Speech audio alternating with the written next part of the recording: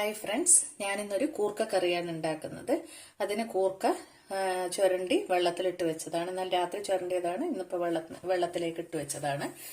അത് ഒരു 1/2 കിലോ ഉണ്ട്. അതിന് വേണ്ട ഇൻഗ്രീഡിയൻസ്: ഒരു 3/4 ഭാഗം സവാള അരിഞ്ഞു വെച്ചിട്ടുണ്ട്, പിന്നെ ഒരു 4 പച്ചമുളക്, കുറച്ചൊരു കഷ്ണം ഇഞ്ചി, ഒരു 6 വെളുത്തുള്ളി, പിന്നെ കുറച്ച് കറിവേപ്പില, ഒരു 1/4 സ്പൂണ് മഞ്ഞൾ, ഒരു 2.5 ടീസ്പൂണ് മുളക് പൊടി, ഒരു 3-3.5 ടീസ്പൂണ് മല്ലിപ്പൊടി, 1 കപ്പ് തേങ്ങ, ആവശ്യത്തിന് ഉപ്പ്, ഓയിൽ, വറക്കാനുള്ള സ്പൈസസ് ഉണ്ട്. കുക്കർ സ്റ്റൗവിൽ വെച്ച് 1 ടീസ്പൂൺ വെജിറ്റബിൾ ഓയിലാണ് ഞാൻ ഒഴിച്ചിട്ടുള്ള സൺഫ്ലവർ. അതിലേക്ക്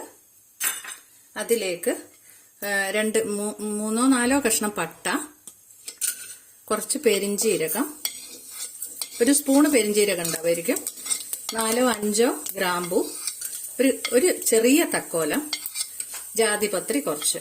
ഇതൊക്കെ കൂടെ ഇട്ട് ഒന്ന് വഴറ്റുക.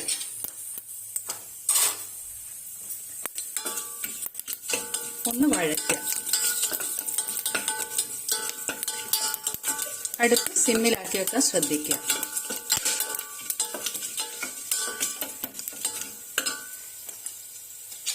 അടുപ്പ് സിമ്മിലേക്കാക്കി വെക്കണം. അതിലേക്ക് ഒരു 2 സ്പൂണ് മുളക് പൊടി, 2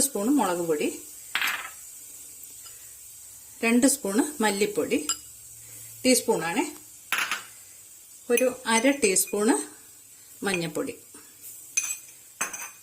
ഇതൊക്കെ ഒന്നും കൂടെ വഴറ്റുക. ഓഫാക്കുക. പൊടി വല്ലാണ്ട് കാഞ്ഞിട്ടുണ്ട്, ഓഫാക്കുക, അല്ലെങ്കിൽ പൊടി കരിഞ്ഞു പോവും. അതിലേക്ക് കഴുകി വെച്ചിരിക്കുന്ന കൂർക്ക ഇടുക.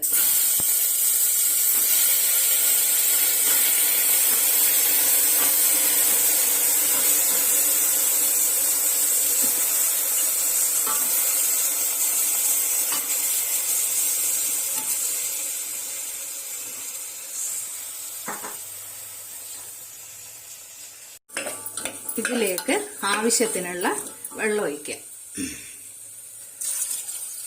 ഇത് മുങ്ങാനുള്ള വെള്ളം വേണം. വെള്ളം കൂടണ്ട, മുങ്ങാനുള്ള വെള്ളം. ആവശ്യത്തിന് ഉപ്പിടാം. ഞാൻ ഒരു 1.5 ടീസ്പൂൺ ഉപ്പിട്ടിട്ടുണ്ട്. അതിലേക്ക് ഇഞ്ചി ഇടാം, പച്ചമുളക് ഇടാം, ഉള്ളി ഇടാം,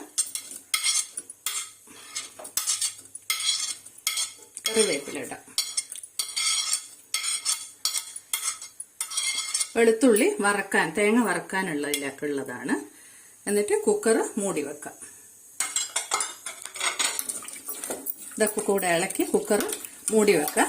ഒരൊറ്റ വിസിലിന് എടുക്കണം. ഒരൊറ്റ വിസിലും പിന്നെ ഒരു 10 മിനിറ്റ് സിമ്മിലാക്കി ഇടാം. വിസിലടിച്ചു കഴിഞ്ഞാൽ ഓഫാക്കുക. പിന്നെ ഒരു 10 മിനിറ്റ് സിമ്മിലേക്ക് വെക്കുക. വെള്ളം നോക്കുക. ഇതിലേക്ക് ഇതാണ് കണക്കായിട്ടുള്ള വെള്ളം.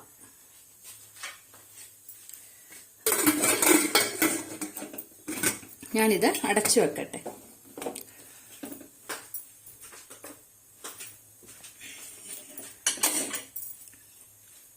ഒരു പാന് അടുപ്പിൽ വെച്ച്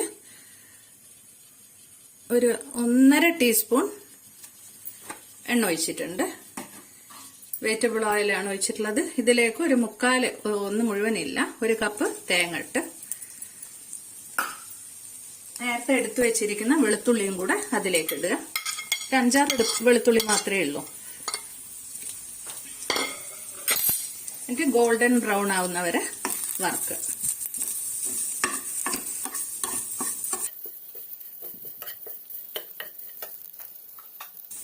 രണ്ട് കറിവേപ്പിലയും കൂടെ ഇതിലിടുന്നുണ്ട്. തേങ്ങ വറക്കുന്നതിലേക്ക് വെളുത്തുള്ളിയും കറിവേപ്പിലയും മാത്രമേ ഇട്ടിട്ടുള്ളൂ. നമ്മൾ വറക്കുമ്പോൾ സിമ്മിലിടാൻ ശ്രദ്ധിക്കണം. സിമ്മിൽ അല്ലെങ്കിൽ മീഡിയം ഫ്ലെയിമിൽ, ഹൈ ഫ്ലെയിമിൽ ഒരിക്കലും ഇടരുത്. തേങ്ങ കരിഞ്ഞു പോവുകയുള്ളൂ. പിന്നെ നമ്മൾ നേരത്തെ ചേർത്ത സ്പൈസസ് ഇല്ലേ, ഇതിൽ കുക്കറിൽ വേവിക്കാൻ വെക്കുമ്പോൾ അത് വേണമെങ്കിൽ ഇതിൽ ചേർത്ത് അരച്ചാലും കുഴപ്പമില്ല. തേങ്ങ ഈ ഒരു വറവാവുന്ന സമയത്ത് ഒരു 3/4 ടീസ്പൂണ് മുളകിട്ടേക്ക്,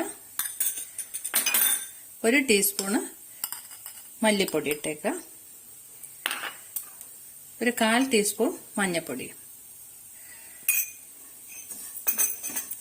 ഇതും കൂടെ ഒന്ന് ഇളക്കാം. ഇത്രയും പൊടികൾ ഇത്രയും മതി.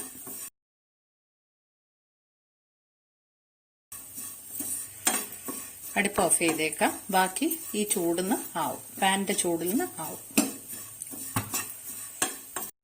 ഞാൻ തണുത്തതിന് ശേഷം തേങ്ങ വറുത്തത് മിക്സിയുടെ ചെറിയ ജാറിലേക്ക് ഇട്ടിട്ടുണ്ട്. അതൊരു തരി വെള്ളം ചേർക്കാതെ അരച്ചെടുക്കണം. ആദ്യം 1 പ്രാവശ്യം 2 മിനിറ്റ് അരച്ച് പിന്നെ അത് ഉള്ളിൽ തട്ടിയിട്ട് 2-3 പ്രാവശ്യം തട്ടിയിട്ട് ഫുള്ളായിട്ട് വെള്ളം ചേർക്കാതെ അരച്ചെടുക്കണം. അരച്ച് വരുന്നത് ഞാൻ കാണിച്ചു തരാം. അരച്ച് വരുമ്പോൾ ഇതുപോലെ എണ്ണ ഇതിൽ നിന്ന് തെളിയും. ആ എണ്ണയിൽ അരഞ്ഞോളും. അപ്പൊ തട്ടിയിട്ട് അരക്കാൻ നോക്കുക.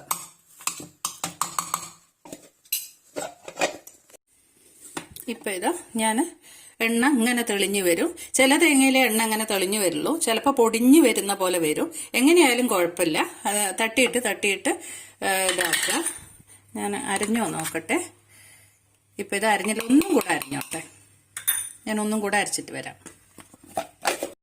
ഇത് ഒരു വിസിലും ഒരു 5 മിനിറ്റും കഴിഞ്ഞ് ഞാൻ എടുക്കാൻ വിസിൽ പോയിട്ടുണ്ട്. ഇപ്പൊ ആവിയൊക്കെ പോയിട്ടുണ്ട്. ഞാനിതൊന്ന് തുറന്ന് നോക്കട്ടെ.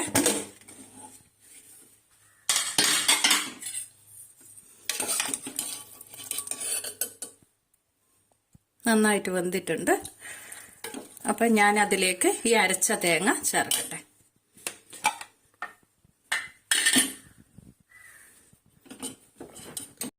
ഞാൻ ഇതിലേക്ക് ഒഴിച്ചിട്ടുണ്ട്.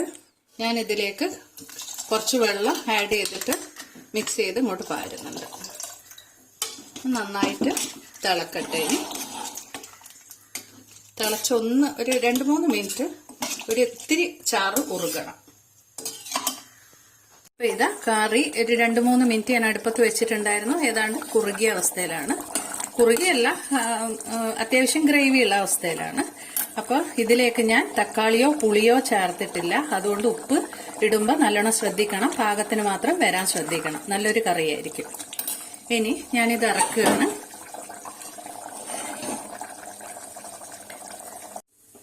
ഞാൻ തേങ്ങ വറുത്ത പാൻ തന്നെയാണ് അടുപ്പിൽ വെച്ചിട്ടുള്ളത്. അതിലേക്ക് 1 ടീസ്പൂൺ ഓയിൽ ഒഴിച്ചു. അതിലേക്ക് കടുകിടാം. ഒന്ന് പൊട്ടട്ടെ.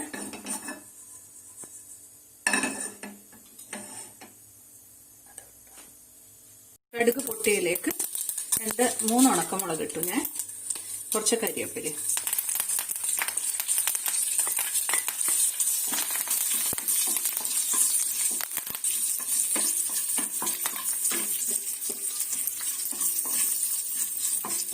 കുറച്ച് ചെറിയുള്ളി നുറുക്കിയതും, ഒരു 3-4 ചെറിയുള്ളി നുറുക്കിയതും ഇടുക.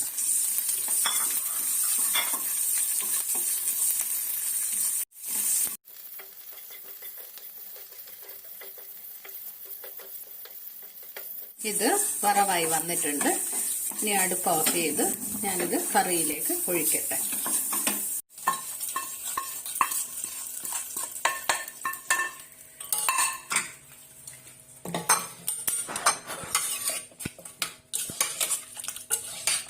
ഇനി ഇത് ഞാനൊരു സെർവിങ് ബൗളിലേക്ക് ഒഴിക്കട്ടെ.